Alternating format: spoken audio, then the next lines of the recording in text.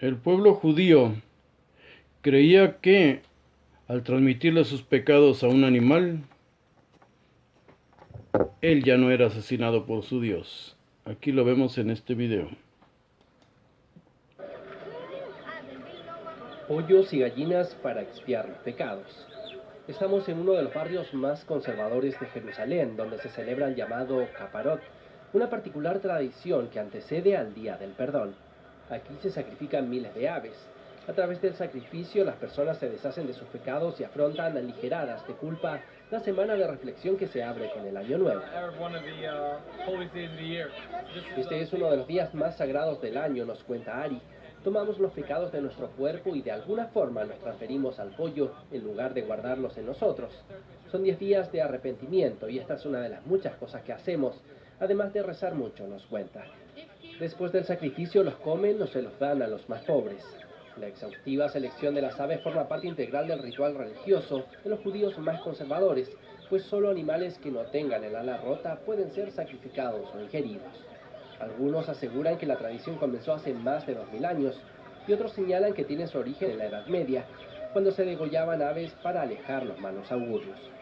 Sea cual sea el origen, las autoridades insisten en que el ritual sea sustituido por una versión más amigable, la de hacer las expiaciones por medio de donaciones en metálico a los más desfavorecidos.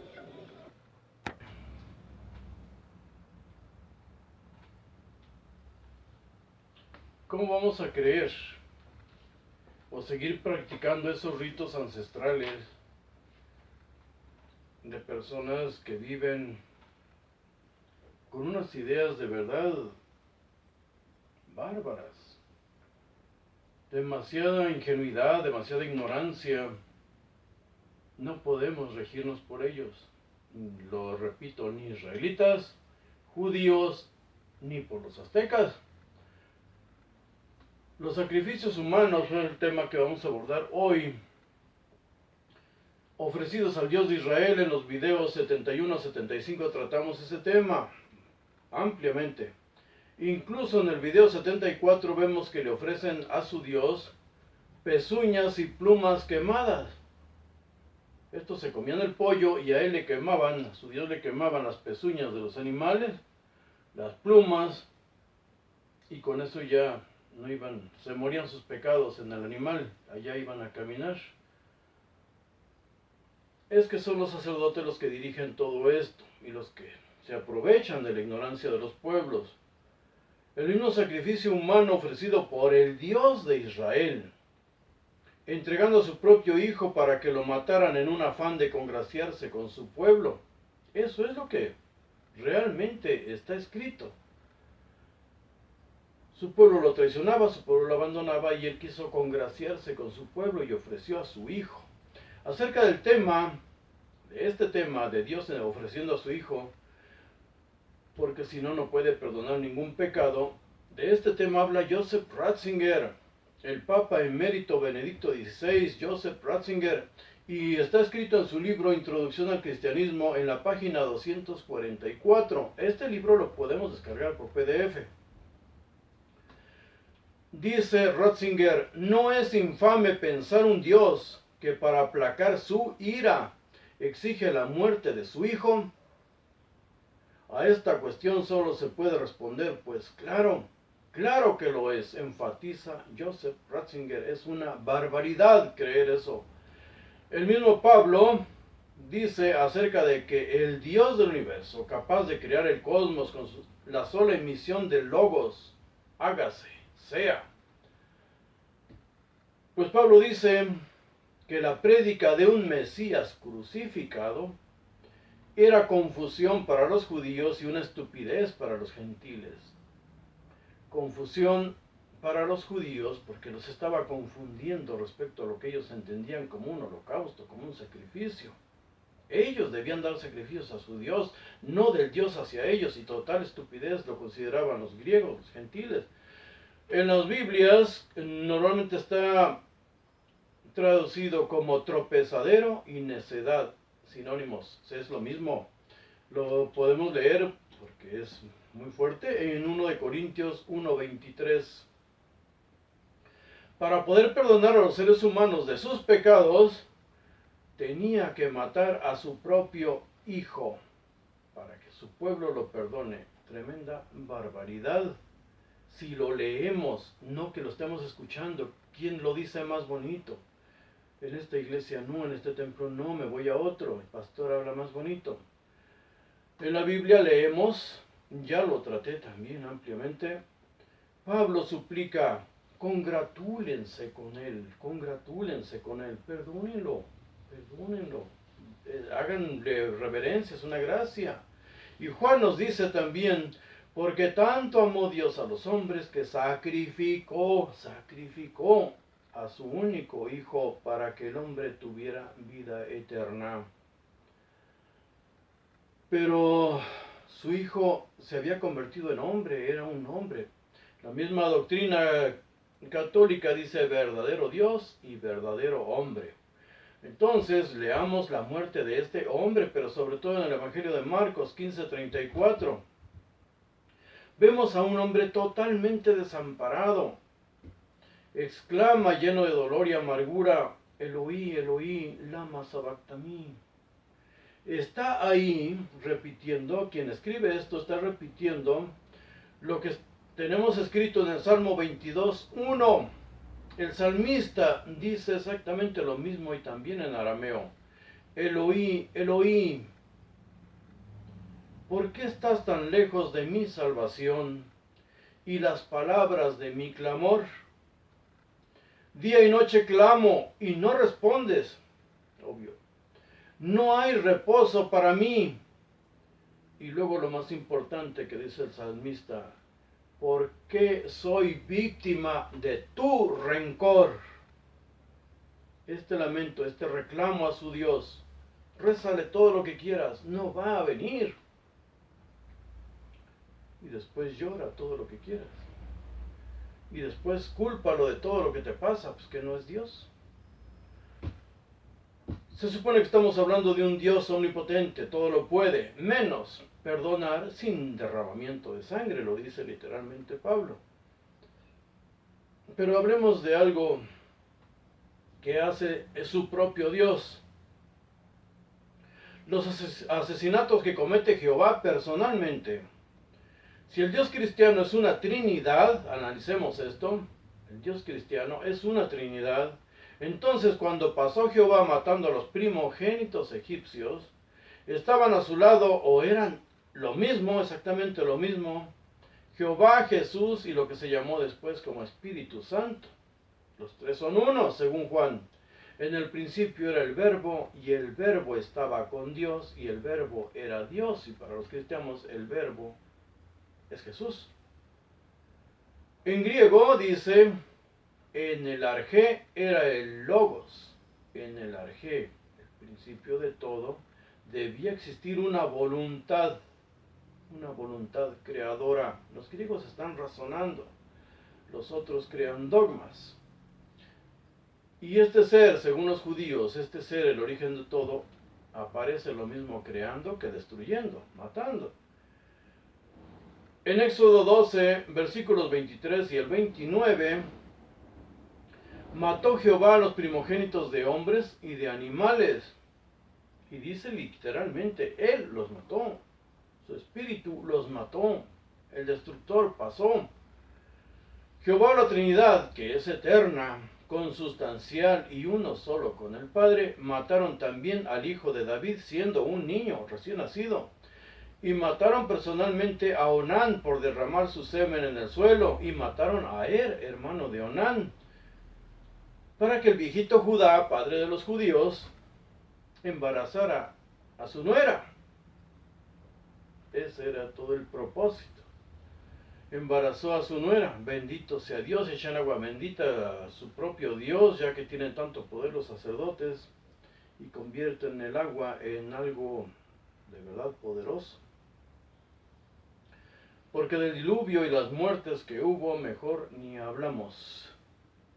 Vamos a ver otros sacrificios humanos practicados por estas despiadadas tribus. Y desde luego sacrificios ofreciendo incluso a sus propios hijos,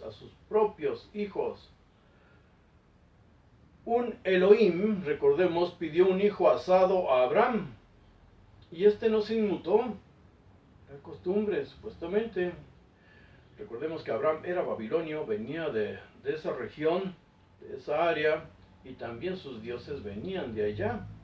Ofrecerles que te pidieran un hijo en sacrificio no sorprendía a nadie de ellos. Los sumerios, acadios, babilonios. Pues Abraham preparó leña, agua y cuchillo, ya que lo iba a cocinar en holocausto, le iba a ofrecer en holocausto. Y el holocausto es ofrenda quemada. En este caso único, Yahvé lo rescata. Yahvé no fue el Elohim. Leamos bien, habla de dos seres diferentes. A cambio, tiene que pagar el rescate. Entregó un cordero. Jefté ofrece en holocausto a la primera persona que saliera a recibirlo, si su Dios lo hacía triunfar en una guerra. Exactamente los mismos pensamientos de los aztecas, exactamente los mismos. Salió su hija y la cocinó. Olor agradable a Jehová. Holocausto es eso. Ofrenda quemada. Pero antes, ¿cómo se practica? Primero, olor agradable a Jehová. Era el humo de la ofrenda quemada o holocausto. Pero holocausto tiene unas raíces fenicias, cananeas. M-L-K, Melk, Molek, se tradujo después Molek o Moloch.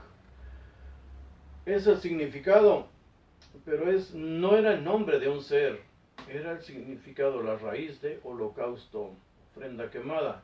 Bien, vamos con Jefté. Le cortó el cuello a su hija,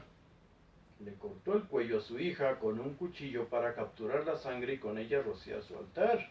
No había templos en ese entonces, él tenía su propio altar. La partió en pedazos, lavó las piezas junto con las entrañas para ofrecer todo el cuerpo en holocausto, en ofrenda quemada. Eso fue lo que hizo con su hija. Este era el rito del holocausto, pues el único animal que se ofrecía con todo y su estiércol era la vaca roja en un rito aparte. Y si buscamos el rito de la vaca roja lo vamos a encontrar. Es tan sagrado para los judíos.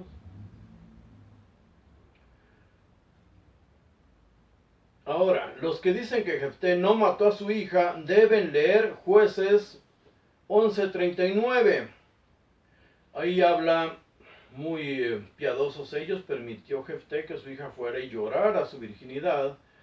Después de llorar 2 meses su virginidad en los montes, fue que su padre la despedazó, la descuartizó. Pues una mujer que no paría hijos es como si no hubiera vivido.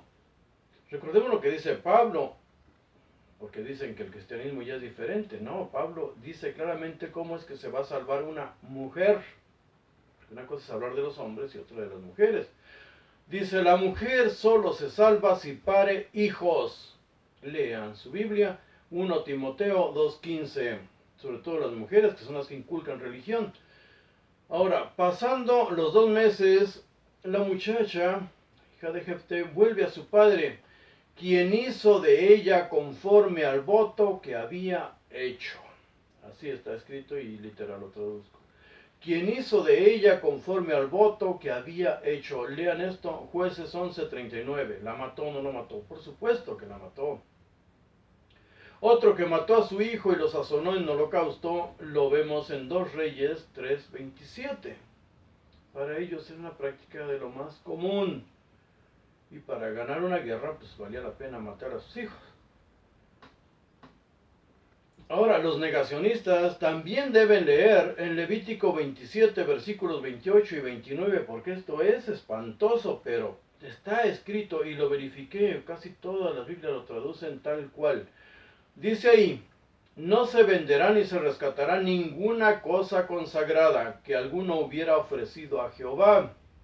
De todo lo que tuviera, hombres y animales, también las cosechas, de las tierras de su posesión, todo lo consagrado, o sea, ofrecido, cosa santísima es para Jehová. En el versículo 29 recalca, y léanlo en su Biblia, cualquiera que sea. Ninguna persona consagrada o separada como anatema, o sea, maldecido para el holocausto, Ninguna persona consagrada o separada como anatema podrá ser rescatada. Irremediablemente ha de ser asesinada, irremediablemente ha de morir. Ninguna persona se puede salvar si ha sido ofrecida. Vemos también muchos sacrificios múltiples en la Biblia, como el de 1 Reyes 10:40, donde Elías mata a 450 profetas de Baal. Un dios de la ciudad filistea de Ecrón, al que también consultaba Israel, también lo consultaban. Creían que tenía poderes mayores que Jehová. Y luego, ¿para qué querían los dioses tanto profeta? Tantos profetas. Era solo vivir de su Dios y del miedo de las gentes. Otra matanza múltiple la vemos en 2 Reyes 10:25, y esta matanza se lleva a cabo por israelitas en el templo de Baal, un templo de Baal. Los pleitos siempre fueron entre tribus primas, familiares, tribus cananeas. Ahora, del canibalismo practicado por estas tribus salvajes, encontramos uno en la Biblia y otro en la historia, el canibalismo. En 2 Reyes 6, versículos 28 y 29, está el relato de dos mujeres que habían pactado asesinar a sus respectivos hijos para comérselos. Uno lo comemos hoy, el tuyo nos lo comemos mañana. Pues bien, cocinaron al hijo de una de ellas, se lo comieron, pero al día siguiente la otra escondió a su hijo, y el reclamo ante el rey de esta, que había sido defraudada, dice que ella escondió a su hijo, que sería la comida de ese día. La demanda civil la interpone ante su rey esta mujer. Y es que tiene que cumplir las maldiciones de su Dios para con su pueblo. Recordemos que entre las maldiciones de Deuteronomio 28:53, Dios maldice a su pueblo y dice: te comerás el fruto de tu vientre, la carne de tus hijos y de tus hijas, que Jehová te dio. Él te las da, Él te las quita. En 28:57 dice que están esperando estos hombres a que una mujer dé a luz para comerse al hijo y a la placenta. Y literal dice que le escurre por los pies, pero los pies es un eufemismo para genitales. El niño y la placenta, ¿son o no unos salvajes? Y en el libro de Flavio Josefo, La guerra de los judíos, está el relato de una mujer que antes de enfrentar a los romanos se estaban matando entre ellos. La gran matanza se realizó en realidad entre judíos. Unos querían ir a la guerra contra Roma, los celotas, sicarios, y ya habían tomado posesión del templo, ya habían tomado posesión de toda la ciudad, mientras los ciudadanos romanos, los soldados romanos, estaban apenas constituyéndose, formándose alrededor de la ciudad, de las bardas de la ciudad. Ellos, los judíos, empezaron a hacer guerra entre ellos. Pues en esa guerra, relata Flavio Josefo algo espantoso. En esta guerra civil, una mujer mató a su hijo, lo cocinó y se comió la mitad. Pero el aroma del guiso salía a la calle, lo condimentó. Llegaron los judíos que andaban buscando comida y ella les entregó lo que quedaba: las piernitas, un bracito, la cabeza del niño con los ojos cosidos mirándolos fijamente. Ellos le dejaron el platillo y ella se ofendió. ¿Cómo es que esos asesinos tenían más piedad de esa criatura que ella, que se lo estaba sazonando? Dramaticé solo un poquito esto, pero en realidad eso fue lo que ocurrió, y eso es lo que está escrito en el libro de Flavio Josefo. Un salvajismo total. Los primogénitos son para los dioses, siempre, todas las historias. El historiador franciscano que llegó a tierras americanas, Juan de Torquemada, escribe en su obra Monarquía Indiana. Dice que todos los pueblos primitivos, para todos los pueblos primitivos, esta era una práctica común, sacrificar hombres a los dioses. Y conocedor de su Biblia, este hombre sí había leído su Biblia, no como hoy que nadie la lee, dice: no es contra la ley natural ofrecer a Dios los hijos en sacrificio por él pedidos. No es contra la ley natural ofrecer a Dios los hijos en sacrificio por él pedidos, siendo que el hombre debe a Dios todo lo que es y todo lo que tiene, y siendo tan grandes las mercedes que de él ha recibido. Por lo cual, sigue diciendo, por lo cual digo que no erraban los indios en el sacrificio, aunque en la intención sí erraban, pues lo sacrificaban al demonio y no a Dios. Todo estaba bien si se le ofrecen a tus hijos o cualquier otro ser humano en sacrificio a Jehová, Yahvé, al Dios judío, al Dios cristiano, pero está mal si se lo ofreces a cualquier otro Dios. En la Biblia, en el Éxodo 13, versículo 2, nos dice que el Dios judío pide los hijos de los israelitas: conságrame todo primogénito, de hombres y de animales míos son, y ya él ordenará para que los quieren. Motolinía, otro fraile, escribe que el sacrificio humano más practicado en Mesoamérica era el de sacar los corazones de los cuerpos cuando aún estaban vivos. Algunos hombres, dice él, eran echados a una hoguera para medio cocerlos, y cuando aún se retorcían en las brasas los sacaban para extraerles el corazón. El relato aquí sí es espeluznante.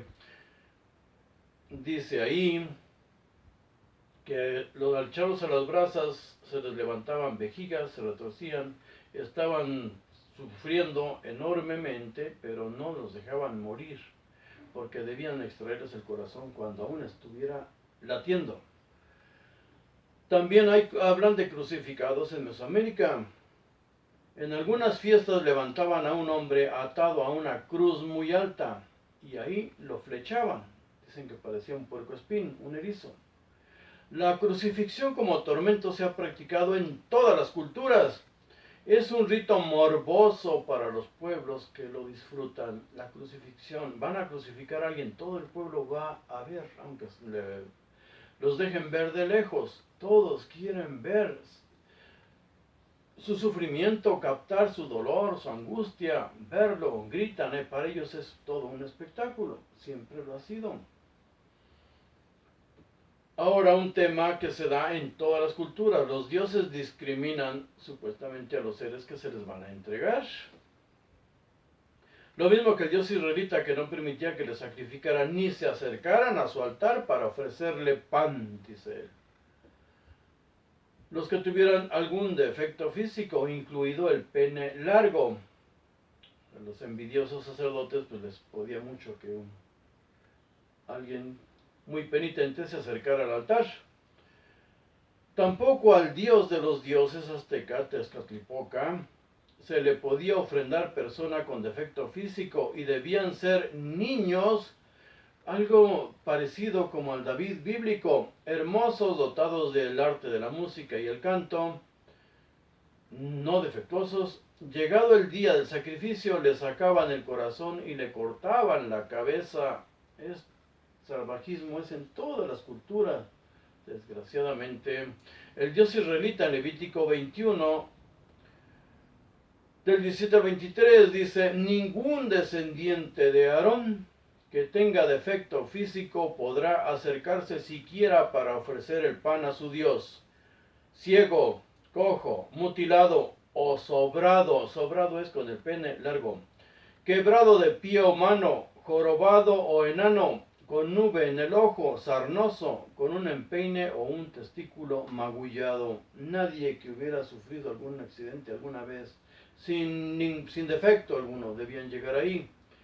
Tanto seres humanos como animales, porque los sacerdotes sacrificaban uno, pero los demás iban a sus corrales. Sacrificaban a un ser humano, pero los demás eran vendidos como esclavos, en todas las culturas. Ahora, la droga en los sacrificios humanos, un acto de piedad.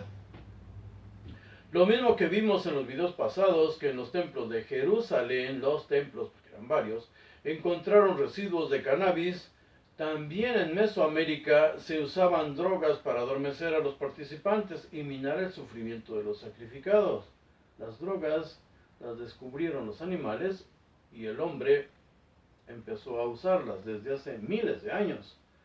Bernardino de Sahagún escribe que los narcotizaban. Dice, espolvorizábanles, así dice, las caras con unos polvos que llaman yautli, para que perdieran el sentido y no sufrieran tanto la muerte. Por lo menos. Dice, ahí los acostaban en unas brasas dejándolos quemar un poco. Ellos se retorcían y vomitaban, comenzaban a rechinar el cuerpo, como cuando un animal se le levantan vejigas por todas las partes del cuerpo. Lo sacaban aún vivo, abriéndole el pecho para extraerle el corazón.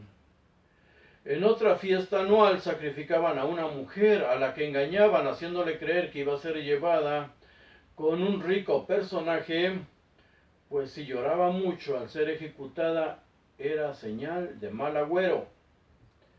Si la mujer sabía que la estaban arreglando, bañando, preparándola para que un sacerdote la matara y ella lloraba mucho, era mala suerte. También tenían en Mesoamérica un mercado de esclavos, igual que los judíos, igual que los israelitas, igual que todas las tribus del mundo. Estos esclavos se vendían para sacrificios, o para lo que quisieran, pero para sacrificios eran principalmente los guerreros. Pero antes de matarlos los dejaban retosar con alguna moza pública, en buena onda, para que murieran felices. Recordemos que Jefté dejó llorar a su hija en los montes porque no iba a dar a luz un hijo, y estos hombres aquí en Mesoamérica los dejaban retosar con una chamacona. Según Fray Diego Durán, algunos hombres eran sacrificados empalados, otros eran arrojados a un despeñadero y algunas mujeres les quebraban la cabeza con piedras. Para los judíos y musulmanes, esta es la muerte más practicada. Piedras hasta que mueran o arrojarlos por las montañas, lo alto del templo, lo alto de la ciudad. Al ser sacrificados, estos seres los arrojaban por lo alto del templo y algunas mujeres viejas, dice ahí, les rellenaban la boca con tamales. O sea, creían que al caer con la bocota abierta, despedazados, tenían hambre y les retacaban tamales. Tolucas y Matlatzincas practicaban también el ahorcamiento como sacrificio. Y no olvidemos las guerras floridas que se relatan acerca de los aztecas y tlaxcaltecas, pero a otras tribus hacían lo mismo. Se hacía la guerra con el solo propósito de capturar vivos a los guerreros vencidos para sacrificarlos y devorarlos. Al dios Tlaloc, el dios de la lluvia, le sacrificaban niños. El infanticidio, dedicado al dios Tlaloc, dice que los adornaban con plumas y flores, danzaban y cantaban mientras los llevaban a matar, y si ellos lloraban mucho, era señal de lluvia abundante. Ay, sí, querían mucha lluvia y buenas cosechas. Algunos eran comprados a sus madres, y eran los más buscados los que tenían 2 remolinos en la cabeza. Algunos niños eran adornados con joyas y ahogados en la laguna de México, conocida como Pantitlán. Aún existe ese lago y con ese nombre. También Fray Diego Durán describe otro rito en el que degollaban a una niña y escurrían la sangre en el agua de una laguna. Otro sacrificio infantil consistía en degollar a un niño cuya sangre era recogida en un traste y el sacerdote principal, con un hisopo en la mano, lo remojaba en la sangre y rociaba a su ídolo y a toda la ofrenda.